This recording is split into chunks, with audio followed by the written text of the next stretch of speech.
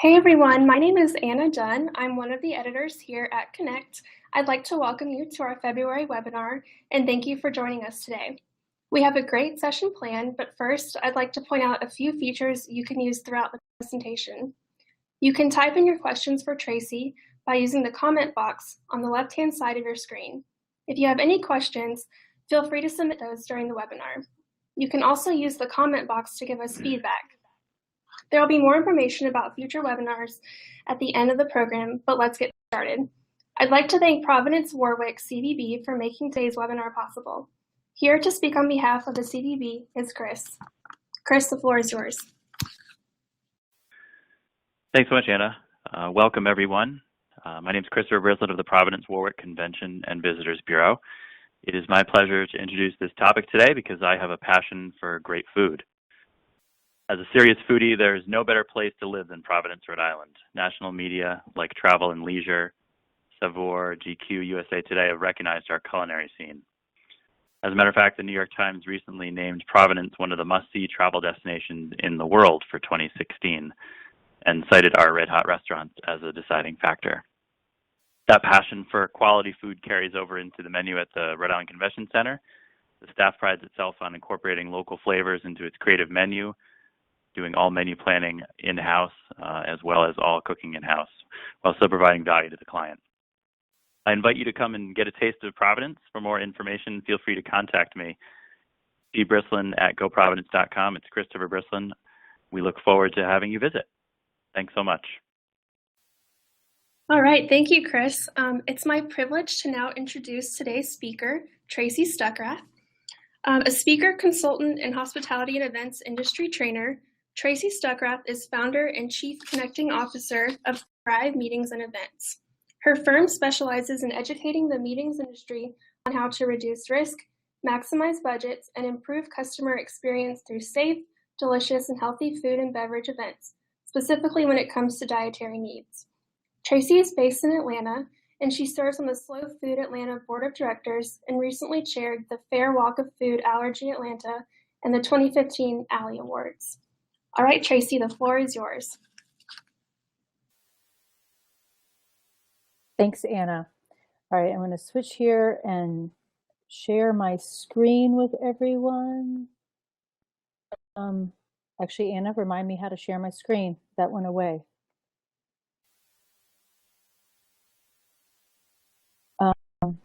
Okay, start screen sharing. Here we go. Does that look good, everyone? Thanks again for Connect and Go Providence Warwick Convention and Visitors Bureau for hosting me today. Creating amazing food and beverage experiences on a limited budget. That's tough to do. Having planned events for 24 years, it's I think getting a little bit harder as we move along here. I think there's prime opportunity for doing so. A couple of things that we're going to talk about today, and I'm going to build these into every different ways that I present it, but we're going to learn how to be creative while keeping our costs low, how to identify creative food service methods, how to communicate with your caterers and chefs to stretch your budgets effectively, and how to personalize your meals without fret. That's kind of the dietary restriction aspect of it. And I'll show you how that actually can play into better menus. So let's get started. So rising costs. There are a variety of factors that have influenced the rise in food and beverage costs across the world. The GBTA, Global Business Travel Association, estimates from that prices are going to raise 2 to 4% per AD in 2016. And you might not think that's a lot, but when you add that up, it does add to a lot of different things. From the price of commodities to the drought, prices of lettuce are going up, prices for eggs are going up. I don't necessarily know that I've noticed it at the regular grocery store, but I buy my eggs from the local farmers market, and my eggs have gone from $5 a dozen to $7 a dozen. So it's hitting the local markets as well. But beef and chicken proteins have gone up. We have to start learning how to maximize what we have and what we're serving.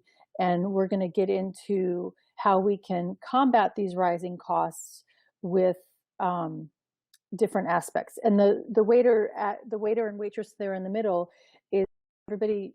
I'm sure you've seen the media play up on the rising cost of minimum wages. Rising cost of minimum wages and how that's going to play into the cost of our food and beverage events. So some ways to control costs, and this is just a brief overview of them, and we are going to then get into them a little bit more.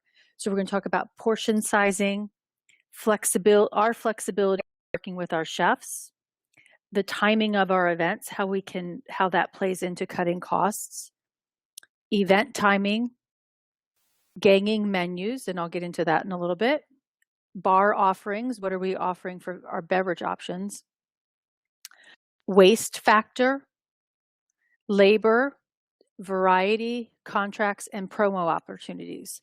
So let's delve into each one of these a little bit more. Smaller portions. So smaller portions, that might be scary to think, instead of doing a big, I don't know how regular size plate is, offering smaller plate sizes, so offering options across the board. So minimal little tapas, think of tapas, and you offer more tapas in your menus instead, or instead of doing a full dinner, do a very heavy hors d'oeuvre option. Those buffet options, or not buffet options, but appetizer options served with waitstaff can actually provide a cheaper menu than it does when you're ordering a buffet or a plated dish. Healthier options, smaller portions offer healthier options because we don't need to eat the portion sizes that some restaurants and some catering companies provide us. We actually need 1/3 of that in a lot of cases. It's not that we don't need to have an 8-ounce or a 12-ounce piece of steak. We just need a 4-ounce piece of steak with some great sides to go with that. The versus buffet. Past hors d'oeuvres, again, are less expensive than the buffet option is, and the buffet option gives people the opportunity to take humongous portions of it. You go away from a buffet and that buffet actually costs a lot more because they're having to make more food because people are filling up those plates. And then the last one there is less. And that, again, might be a scary option to do, but serving less, let your food run out. It's okay. We should not have plentiful food that just keeps going on and going on. But serving less also requires that you have to know your numbers, know how much you've served, how much you've eaten based on what you served last year, or even the meal beforehand. Where can you serve less? And you don't need to make sure that there's an overabundance across the board. And those simple things can actually help you reduce your cost. And the filet mignon size option, people do 8 and 12-ounce steaks. Nobody needs to have that much, so that's going to cut your cost as well. So I understand that I'm cutting in and out, and is that the slides are cutting in and out, or my voice is cutting in and out? And if you can let me know that'd be great. Flexibility. We need to be flexible in what we're offering and what we're serving in our menus across the board. It depends on where you are having your meeting, of course. Okay, hang on, ladies and gentlemen, we're gonna switch to slides.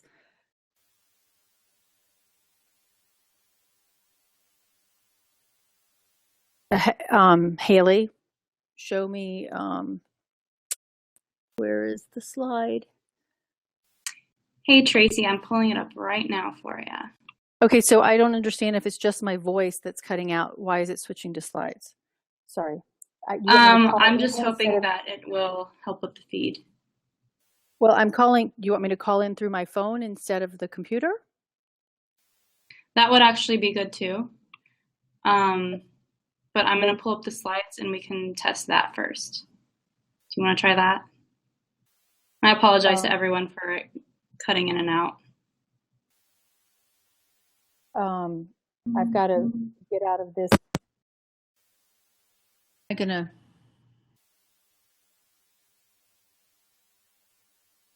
Can you hear me better this way? Yeah, I have it on slides, so if you just want to speak a little bit and we can test that out. And then audience, if you're still having troubles, please give us feedback, and then we can try and fix the feed via, hopefully we can call in and do it that way. So thank you for your patience, everyone. Okay, so now I've got to get to the slide that we were on. Next. Okay. So flexibility. We need to be flexible in where we're with our chefs and where we're having our meetings. The weather is going to play a big part into it. I mentioned the drought earlier. We have to be flexible in if there's a storm or it's going to wipe out some crops. As we see with the egg prices coming up, how can we offer different options for breakfast instead of offering a lot of different, offering scrambled eggs the whole time? Is there a different option that we can have? Is serving an egg sandwich going to be better and cheaper than serving scrambled eggs? It is partnering with your chef. Your chefs are going to know what the prices are. They're going to know the better options and how to cut your budgets. I'm doing an event at the end of April where in 2015, we spent about $17,000 to $18,000 on food and beverage in Atlanta.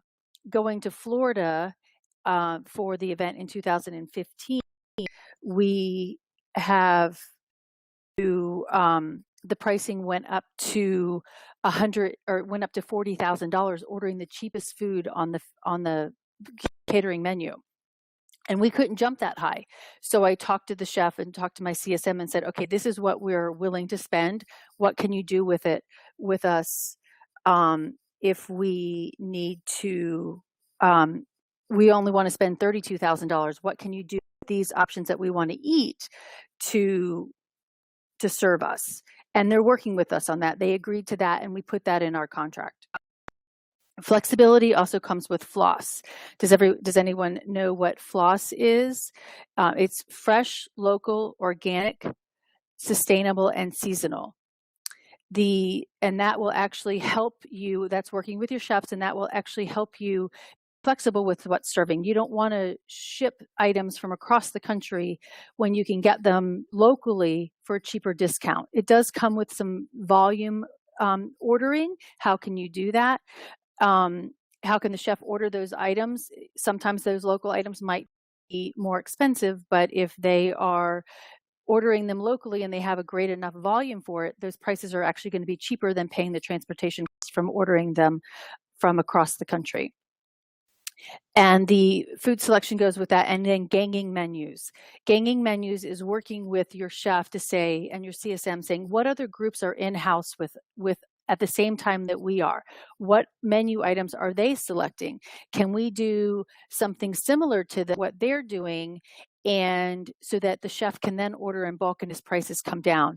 So the more he does customization for each different group and for your group, the more money he's going to spend because he's not maximizing volume. Whereas if you quote unquote gang your menus together with other groups in-house, you're actually able to reduce your cost because of the volume discount that he's getting.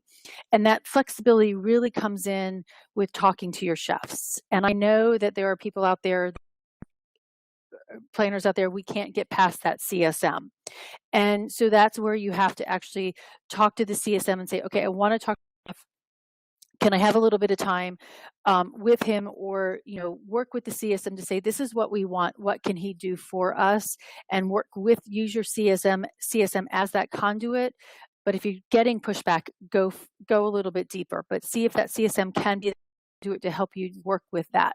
Chefs are very willing to go off that menu pricing, or not pricing, go off the standard menus that they have, because they are allowed to be creative. It lets them get creative, but you have to trust them and you have to let them be flexible with budget and giving them setting the expectation of what kind of food and beverage that you want and how much you're willing to spend.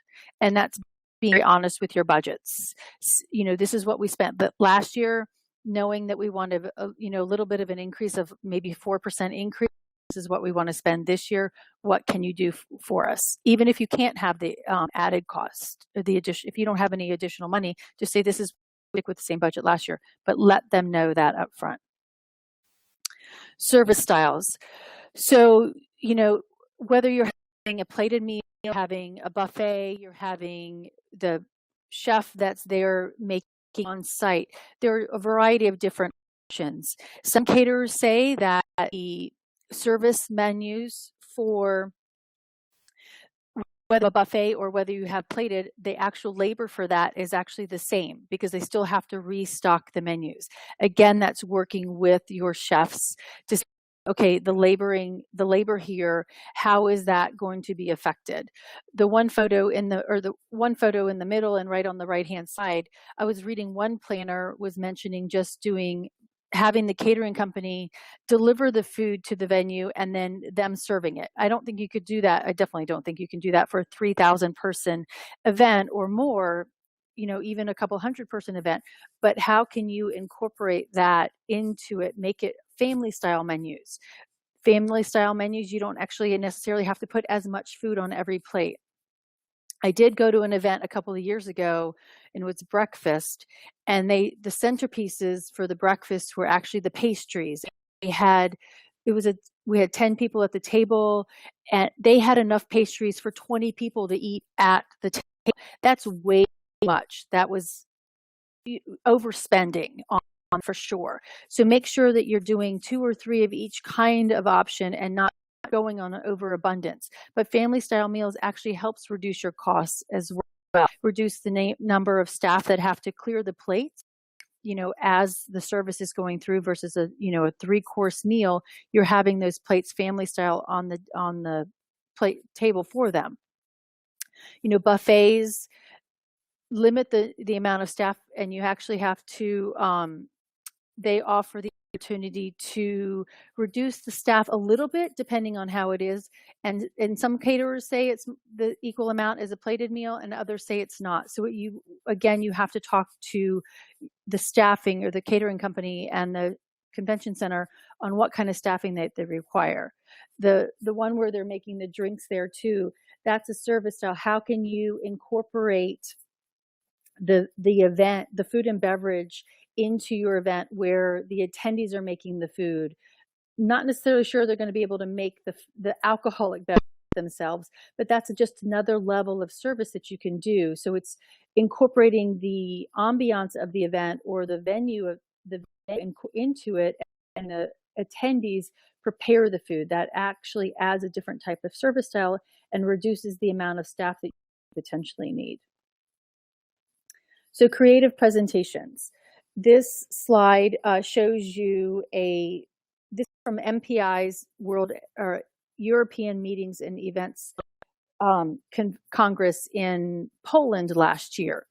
I love the creative presentation style that the convention center, the ICE Center, did with breakfast items. So they put the muffins down there, and then they, instead of buffet cards, they labeled it on paper. So they had laid a big piece of white paper down there. And so it made a different look and feel for that presentation. And I think that's a great way to incorporate some different creative presentation ideas, adding your decor, your interaction. Let's see how these pictures play here. So you've got your artisanal cocktails, your specialty beverages. Instead of opening up and having a full bar, doing specialty beverages that are themed after a sponsor or themed after the area of the country you're actually reduces your amount of costs, because you're not opening up that open bar for everybody just to have that free will. You're limiting what is being served. You're ordering a special meal or special beverage that is designed around your convention or your venue or a sponsor. Here in Oklahoma City, where I am today, yesterday I was on a tour, and Johnny was telling me that there's a place here that will create your own specialty wine blend convention. That's a whole nother great idea to do, because you can serve that blend, you can serve that wine at your event, and nobody knows the type of, how much you spent on that, but you can get a less expensive bottle of wine that's got a blend specifically done for your convention or sponsor, and serve that as a past drink for the convention. Let's see, next slide is this vertical buffet. Love, love, love vertical buffets. You can show that it's a different kind of display that's being done here, and it adds some ambiance and some decoration to your event without much cost to it. And you're putting out small different, this is Wolfgang Puck that did this event, and this was featured in Connect magazine actually. And you can put smaller pieces out there and smaller buffet options, so people are able to pick them up and do that instead of doing a fledged buffet, and more of that appetizer, small portion size with some beautiful decor in it. This is a cooking class that I was talking about a few minutes ago. Everybody has that hands-on opportunity to cook their own food. So you're reducing the amount of staff that's in the back of the house cooking the food for them. Your attendees are actually doing it. This event, that's shown here, is done at the Cook's Warehouse in Atlanta. And I don't know if this is the one we did, but we did one for 72 people. Hands-on cooking class. So it can be done, and it actually adds you've got your built-in entertainment, you've got your built-in meals, and you've got your ambiance that's adding a great flair to that event. This picture here was interaction. This was a guy that was making fresh ice cream. So again, he's only making ice cream for the amount of people that are there. It's not an overabundance, and you can actually save money by doing that at a private home, which potentially could cost a lot more money. But then again, if you're bringing in that specialty item to it, reducing your cost of having to buy a large quantity of it. At that same event, we have specialty drinks. So this is the non-alcoholic version of specialty drinks, and the bulk container there. Instead of doing drinks that are specialty made on the spot, I want a Moscow Mule, or I want this, by doing batch drinks like these are done, and like that artisanal cocktail is done, you're reducing the amount of staff that has to be there to make those specialty drinks, and it reduces your costs because those drinks are blended before they get there and presented to the attendees. Those ones on the right are non-alcoholic. You don't want that picture there to be alcoholic. Slide here was location. This is a picture from that event that I was just talking about. And your location, depending on where you do it, if you rent a private home or wherever you are, that location is adding that ambience. So your food levels, you don't necessarily need to spend so much money on your food, because the ambiance around you is actually adding to the event itself.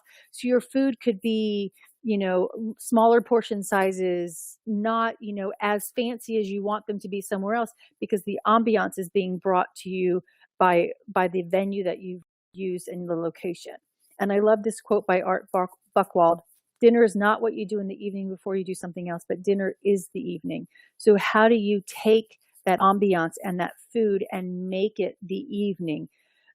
And yesterday when I got from the airport, somebody mentioned to me a quote from a guy here in Oklahoma City. He says, "Everyone speaks food, the language of food. Everyone speaks the language of food." So if you're using that food to create conversations and create ambiances and relationships, that round table there, no matter how you do it, it's going to help you do that. So local sourcing.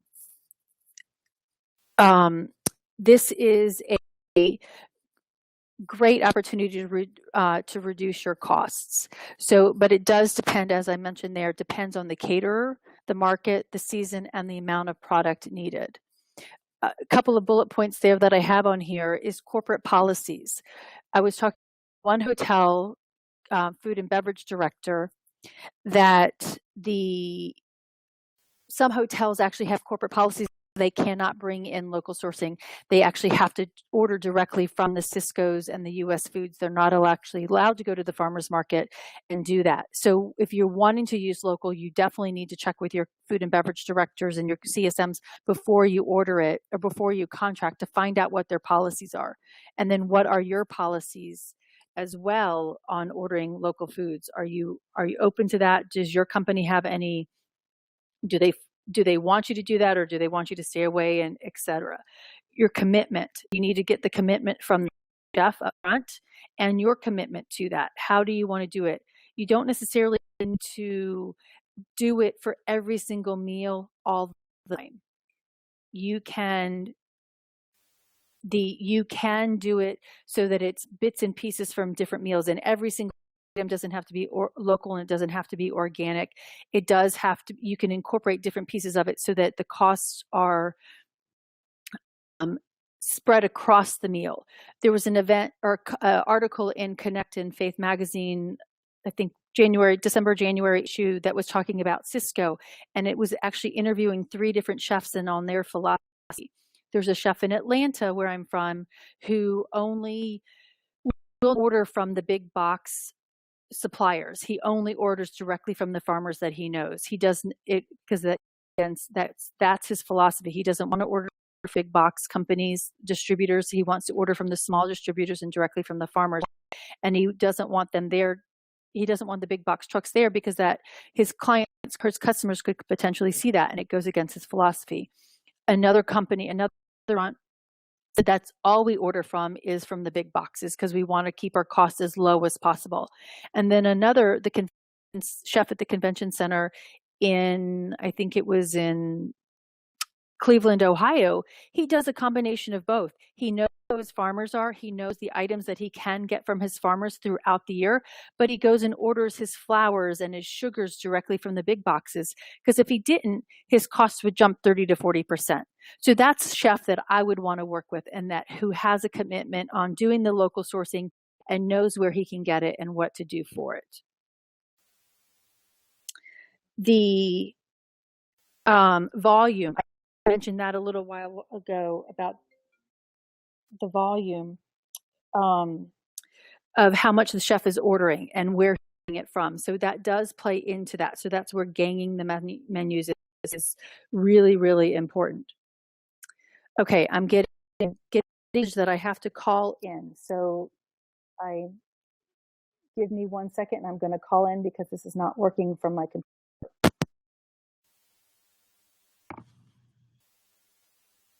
Hi, Tracy. While you're calling in, if anybody wants to send in comments, I'm going to open the floor up so everyone can see each other's comments.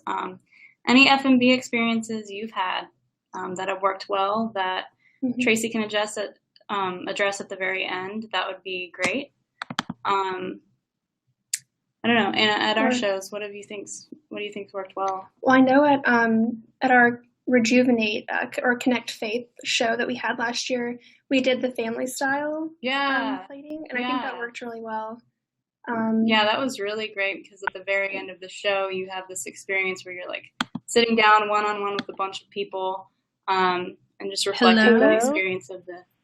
Hey, Tracy, is that you? Yes, it is. Can you hear me better? Turn your mic off on the platform, because you're echoing. There we go. Does that work better? You're still... Oh, your speaker. Your speaker. It's us. Does that work better now? Perfect. Yep, you're good. Everyone good? Can you hear? Okay. All right. So let's try this. Okay. So thanks, customization. Everyone. Thank you, guys. I'm very, very sorry about that. Hi, Nancy Sutter Burns. Love you in New Jersey.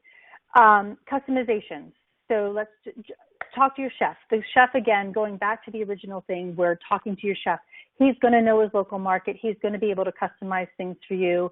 And again, talking to him about how to gang your menus with the other ones if there's a chance. One chef that I talked to at a catering company talked about the labor. Sometimes that labor is a little bit more intensive when you're locally sourcing it. So bringing that, and then the cost of, what are they doing in the back of the house, that's where that labor cost is, not necessarily at the front of the house, but it's the back of the house. What do those chefs need to do to, quote unquote, process that local food to clean it? Because sometimes when you're ordering it from Cisco, those carrots are already pre-cut for you, or, they're already shredded, and they don't have to do that cutting. So the local sourcing option is great, and you can reduce your costs on it. But again, it's talking to your CSMs and what are those costs, and with labor and volume, et cetera. And so and I keep saying talk to your chefs. It's about communication across the board. We as planners need to be very forthright with, this is our budgets, but we want organic and we want local sourcing. How can we partner together to create a great food and beverage meal that's locally sourced with reduced pricing? And I think if we work together, it's a much better opportunity for all of us. So Aaron just wrote in, food and beverage minimums are rising too. Any tips on working with venues on lowering these? That's a great question, Aaron, because I was sourcing it for my local meeting, and I have 110 people, and somebody gave me a $70,000 food and beverage minimum, and my meeting's only a day and a half long. I'm like, seriously? There's no way that I'm going to do that. And that's where you have to say, and some of this meeting is actually somewhat room heavy, so meeting space heavy, so they want to increase with not a lot of sleeping rooms. So how do you manage that? And it may be you have to pay that, room rental fee to do it. One of the other articles I was reading is that the hotels are trying to add all these extra costs onto us. And it's, again, I think it's that partnership saying, this is what we want to do. We want you to showcase yourself. But this is all we have to spend, and this is where we want to do.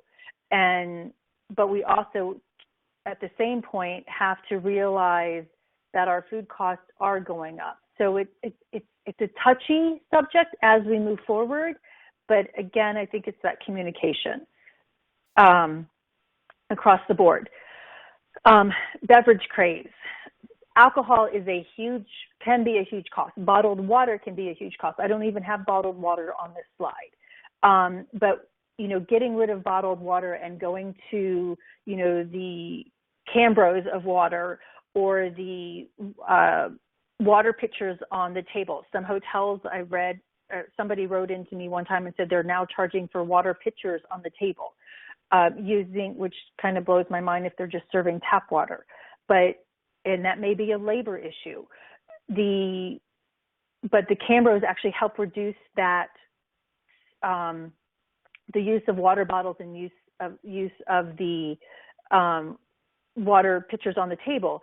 Get a sponsor for the Cambros. Get a sponsor for somebody to give you the beverage, the glassware that somebody's going to drink out of, or the water pitcher that people are going to drink out of individually. Have someone sponsor that. So that's a promotional opportunity to reduce your costs a little bit. But I was reading an article in the New York Times about booze-less happy hours. People are wanting to be healthier. So how can maybe you just do up some really good food and beverage food with your event, some really great appetizers or some buffets or specialty, bringing in a specialty cook and doing that, and but make it alcohol free, or you could pass it on with beverage tickets, or cash bar. But just creating that sense of health for everyone, you could do it that way too. The picture on the left there are different flights of beers. So you could do a beer tasting, and everybody, and maybe not that glass actually looks pretty big, but you could do little shots of beer. So people are doing different tastings of the beer across the board. The wine picture there represents that specialty wine company here in Oklahoma City that actually provides the opportunity to blend your own wine. But notice that bottle of wine is unlabeled. You don't have to order a $75 bottle of wine to have it to be a good wine. You can order a $20 bottle of wine and have it be a good tasting wine. There's a couple of women out there that I know. One of them's got a company called Wine for Normal People, and she actually teaches you how to order a bottle of wine without breaking the bank and still impressing your clients and your customers. The specialty cocktail on the right-hand side, you can do that alcohol-free, but you can also do that with alcohol. So how can you incorporate those different, that looks like a mojito with some blackberries in it. You can make them, virgin drinks, but also, get a specialty vodka in there that's artisanal, that's from the local region from the local company in the city. So I know Atlanta, we've got some new distilleries that are coming up. Get them to sponsor your event saying, hey, we want to showcase the locality of where we are, and here's a local vodka and a local gin that we're incorporating in here, and that's good promotion for that local company. On that note, actually check out the website. It's the Good Food Awards, and that organization actually is honoring artisanal companies around the country with chocolates and wines and alcohol and cheeses and candies. That's a great way to find those companies that have been awarded. I think it's been going on for 5 years now, been awarded over the last 5 years for their good local sourcing, and it has to be organic and it has to be non-GMO to actually enter to the event. So then you can get those companies to sponsor you and promote their product at your event. So that would be kind of a fun, different thing to do. The last picture there is tea. That tea is a hot button right now, a hot button, a hot beverage, and it can be cold, it can be hot, it can be different spices and different blends. It doesn't have to be just green tea, but you could do a specialty drink a tea for your event as well that will reduce the cost of coffee, because we know the price of coffee is skyrocketing, or has always been high, but the price of cocoa beans is going up too. So an option to that would be adding some tea that's healthier and not as cost heavy as coffee is. So Jackie just wrote in, we're in Hawaii. We could be mixed with 1 or 3 clear liquors. They were able to mix gallons of it and use it with all the drinks. And that's great. And that's kind of pre-batching the drinks. That's a great way to reduce cost. And Nancy, you just mentioned that batch drinks, and it's a great idea for that. So location matters. And this is on-premise versus off-premise catered events. So on the left-hand side, I've got a picture on the upper left-hand corner is a restaurant. You've already got your ambiance built in. I don't think you're going to find an event or a restaurant that's going to hold, 3,000 people or, a couple hundred people. But if you've got a smaller group and that's got a restaurant, you've already got the ambiance of that restaurant. So your costs are going to be less because they don't have to bring everything in. That left picture in the center, that's a convention center. Again, that's going to be less expensive than doing an off-premise catered event shown here, like on the right with the beach scene and the blank space scene, because that catering company or that rental company that you use has to bring in all the linens and all the chairs and all the linens, the chairs, and all the food. The chef is up there prepping all of that food. So definitely, if you're trying to balance your budget and your venue, looking on site is probably going to be your cost saving mechanism there. And I know it's specifically not about the food itself, but location does matter when you're planning that event. In your beach scene there, it can be a great ambiance and it's wonderful. So how can you, if you want to do it on a beach, is there a city beach that you can use or a state beach that you can use that may have a less rental fee than that private event space on the right-hand side, or a city park? Those can actually be less expensive, but you also have to look at your permitting options and when do you have to permit with them, and rely on your local DMCs or connections that you have in the city to make those things happen. So labor pains. The labor costs are definitely impacting our catering charges. Some people are seeing that their service charges are going up from higher than 22%. They're going to 24%. Some are going to 27%. The convention centers and the hotels are passing those fees on to us, their increased labor charges. You need to be paying attention to the conversation that's going across the country about increased wages, the minimum wage increasing to $15 an hour. How is that going to play into your food and beverage costs? Because that is an additional cost. Your food preparation methods. If you want dishes like that are shown on the very bottom there with the, all the different cups, individualized cups, the labor that goes into doing that especially for a large group, a large convention, those labor costs are going to be a lot more than if you're going to do a buffet. And talk to your chefs about that again. And that's a behind the scenes cost that you don't necessarily see with your wait staff that's on the front of the house. What are those labor costs that the chef has in the back of the house that he is passing on to you, and how can you do that? I was reading an article too about the cleaning. How can you have to think about how many dishes that you have and how many extra people that your catering company is going to have to bring in to clean dishes if you're having a variety of different food options out there, and they have to do all of these things. So are there compostable service dishes that you can use instead of china? Are there ways that you can use a tray? It was the Hilton in Baltimore that I was at in October. And for lunch, it was a buffet lunch, but everything was already in these little square bowls, and you got a tray. And when you picked up the different square bowls and you put them on the tray, it kind of created this puzzle piece on your tray, and all of the different pieces fit in there, versus when you were in high school and you got the different pieces and you put everything on that big tray and everything was overlapping.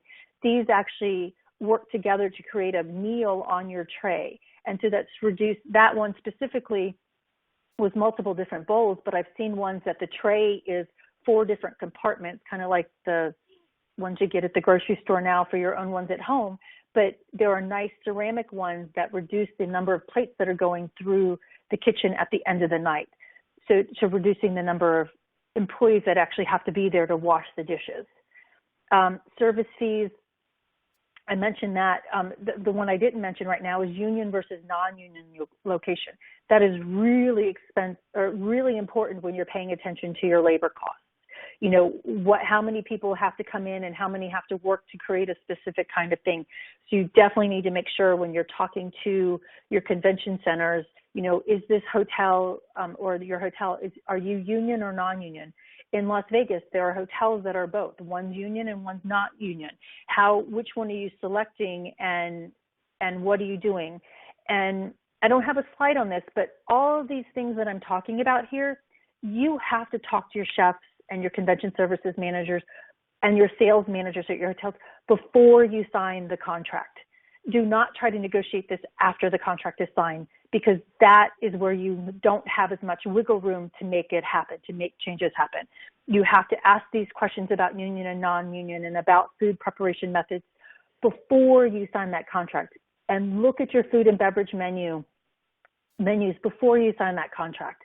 I'm guilty of not doing that. There was an event that I did in California, this is probably a decade ago, and we picked our menus after we signed the contract. They charged me $52 for a dozen Krispy Kreme donuts. I could have walked down the street and bought a dozen Krispy Kreme donuts for what, $3, I think is what the rate is, but they charged me $52 for that.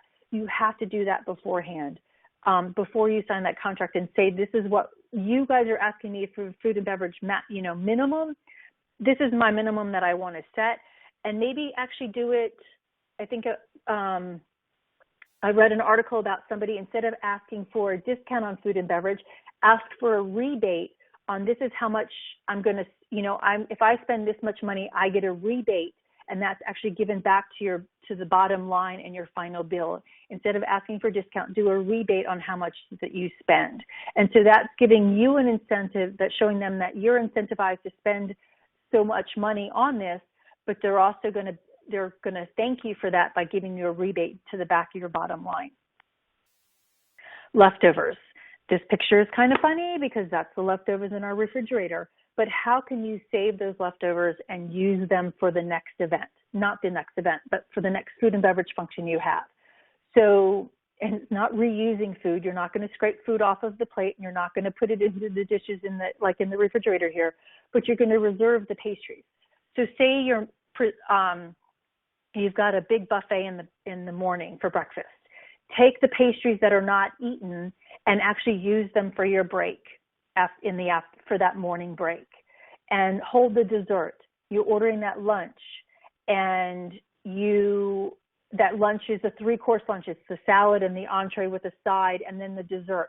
Hold that dessert and make that dessert your afternoon break, so that money is built into that, and you're not actually being charged for an additional break item in the afternoon.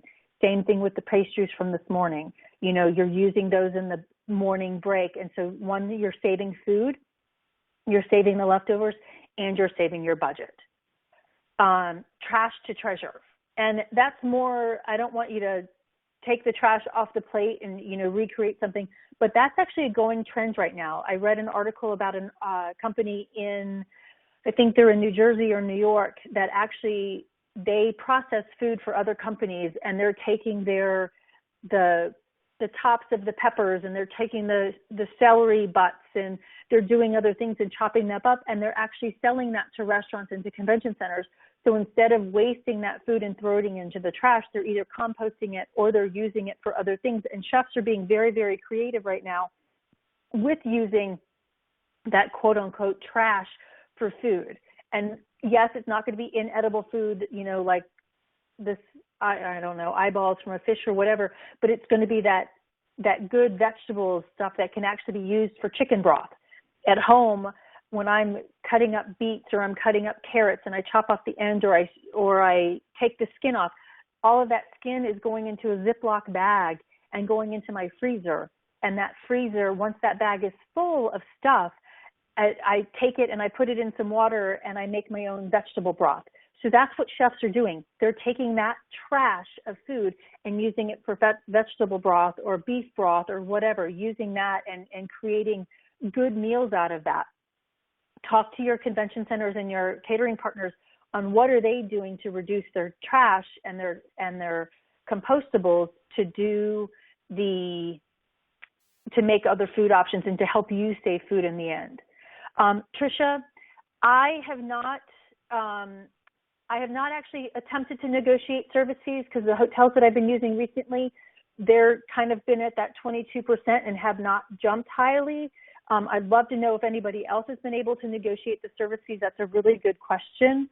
And in a way that we can have. One hotel chain would not answer any of my questions about food and beverage on how they plan these things out. So I think it's a one-on-one hotel opportunity to have that discussion. Here is kind of some extra pictures.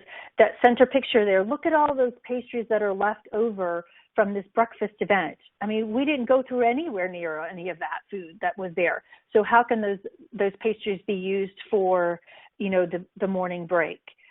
This picture on the bottom of all the pretty pie pieces, that is a, pretty display that was maybe left over from some pieces of cake that were used that were cut in the back of the house. They were not cut by the attendees. You do actually have to pay attention to the service level, the timing of the food and how it's been saved, et cetera. But how can you incorporate that into your break item? Food waste. This is huge. According to CMP-IS study or Convention Industry Council study a couple years ago, in the U.S., we spend $54 billion on food and beverage. But if you talk to the world, not the World Health Organization, but globally, the wasted food is 30% globally, 30 to 33% globally. Here in the United States, that's 40% that we waste in the United States on food.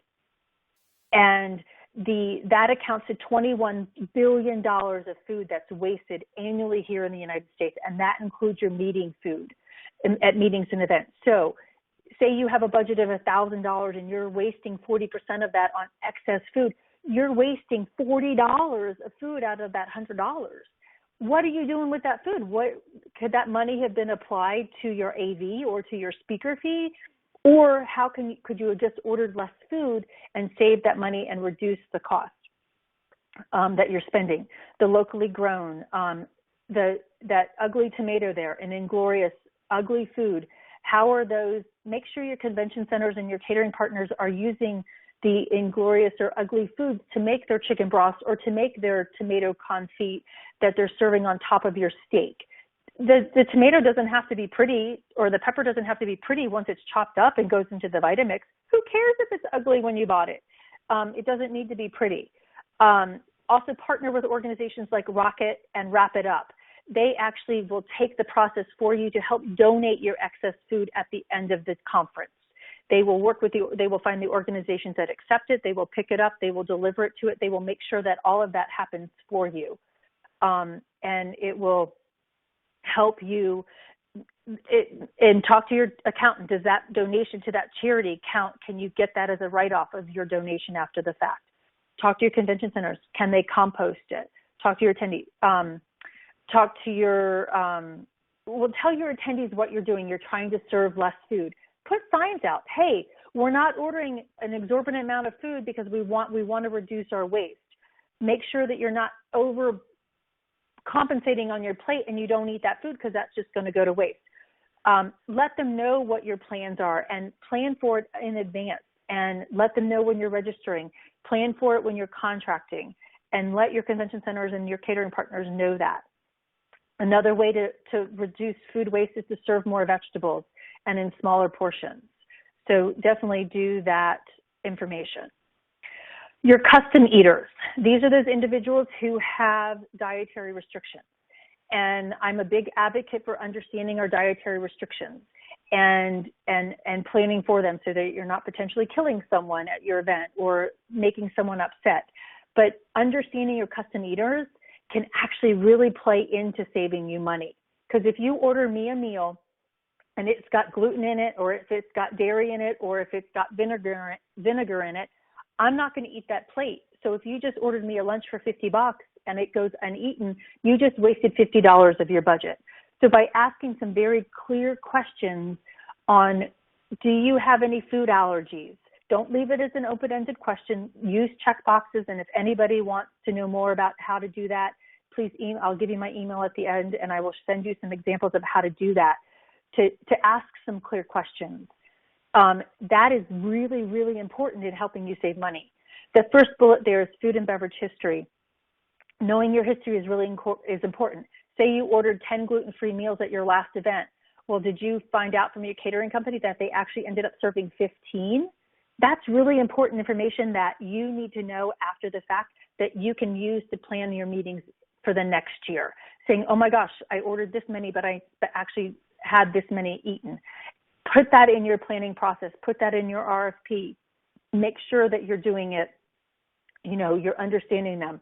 The quantity in your planning process, understanding some convention centers might charge you an upcharge for custom meals, and that might be based on how many that you have. I worked an event last October that had 863 dietary requests. Granted, we were serving 7,000 people, 1,500 to 7,000 people for meals, So that was, about anywhere from a 10 to a 30% percentage of that. That can actually add an extra labor charges on it. So the other part of that is, how can you make all of your meals, if you have a large number of people that are gluten-free, how can you make the meals completely gluten-free and serve it to everybody? Then you're reducing the amount of special plates that you have to order. Or if you have somebody that's anaphylactic to peanuts or tree nuts, make sure everything you're serving at the convention is free of those things, and then you're reducing that cost of special meals. Head counts, your food and beverage history. History. It's so important in knowing and planning for the future and what you're going to do, knowing how many plates that you serve, not just number of plates, but how many special meals. I read an article talking about it was from MPI's survey of their quarterly survey they do of planners. And one planner said, we're really going to hone in and narrow down our attendee list to make sure the right people are there, and only invite the people that we really want instead of opening it up to the whole world. Really streamline your list, and that actually helps benefit your event in the long run, because you've got the people that you really want there, and it makes that that interaction among them, not even around the dinner table, but at your event in general, really, really more valuable. Monitor your RSVPs. If your food and beverage functions are not required attendance, then ask them which food and beverage functions they're going to attend. That's going to save you money on your food and beverage across the board. Because why order me a plate if I know I'm already going to go out with friends for lunch? One meeting planner I read about, and this is a great idea, and is looking at your hotel list, getting your arrival departure dates from people and knowing looking at that in advance and knowing when people are going to check out. So if you know you have a big influx of people coming in on Wednesday versus Tuesday, then you don't need to order as much food on Tuesday night for the opening reception as you do necessarily for the Wednesday night.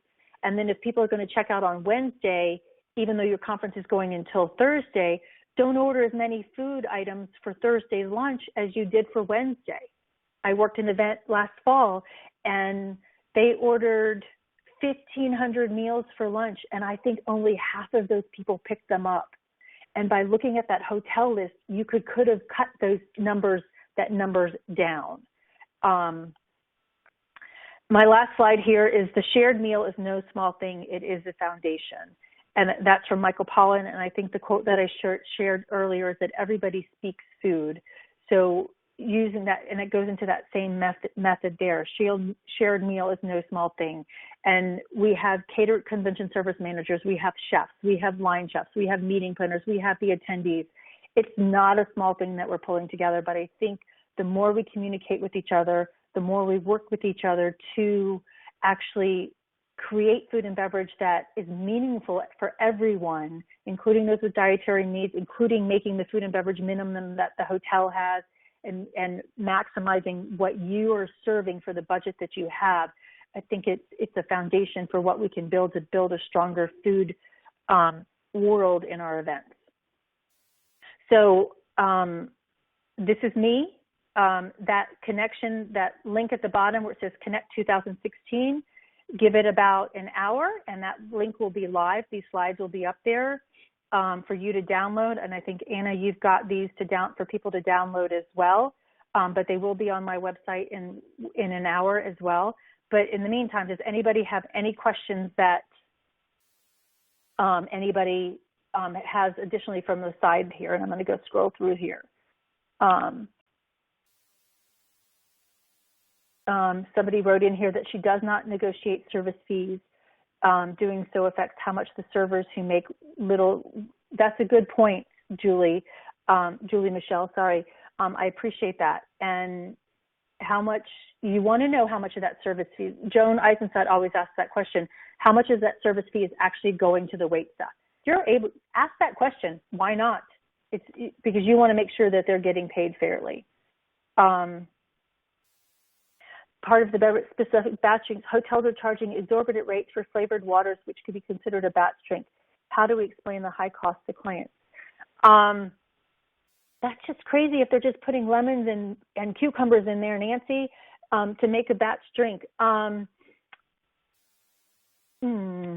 I think, how do you explain it, the high cost to your clients?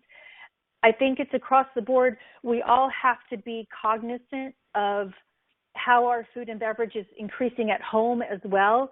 So if they've, you know how I mentioned my eggs prices have gone from $5 to $7, ask them if they've, I mean, you don't want to ask them, hey, have you noticed that your grocery bill has gone up? But I think the more knowledge that you know about how much commodities are going up and how much lettuce is going up, that's a good explanation to your clients. And that's one I did with my client, that our prices, you know, are going from $17,000 to double this year from last year.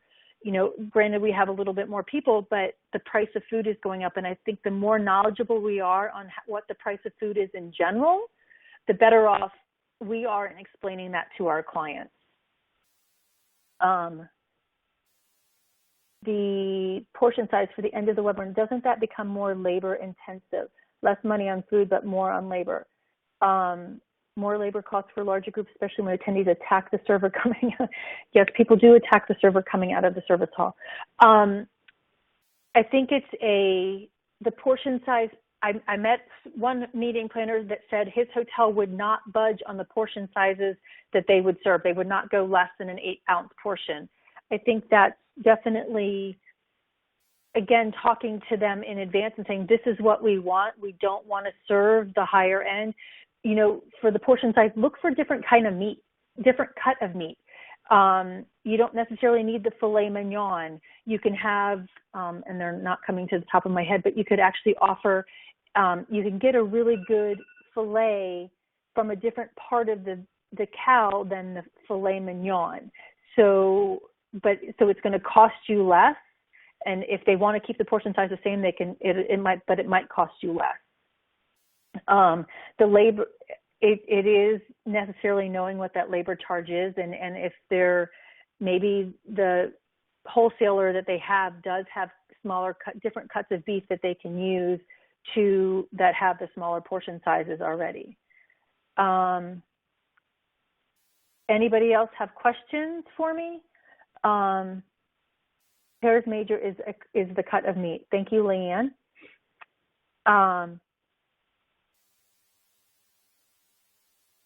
Anybody else have questions? Service fees breakdown is always and the servers are not paid fairly as the hotel collects from their admin fee. So Anna, do you have anything you want to add? No, I just wanted to say thank you so much for speaking. And if there are no other questions, we'll just kind of wrap it up. And thank you guys. Thank you for all the attendees for just bearing with us during our technical difficulties. I appreciate your patience. And thank you again to Providence Warwick CVB for sponsoring the webinar. Also, I just wanted to take a moment to talk about our upcoming webinar. It's on March 8th. It's called Balance Your Wheel of Influence, 8 Attributes of Successful Leaders. And as you can see on your screen, it's Tuesday, March 8th at 2 p.m. And if you guys want to look into our other webinars coming up, you can always go to our websites there on your screen. And if you have any questions there, you can contact our editor, Haley Panagakis, and just let us know if you have any questions or any comments or feedback on today's webinar. We'd love to hear them. And just hope you guys all have a wonderful day, and thanks for joining us.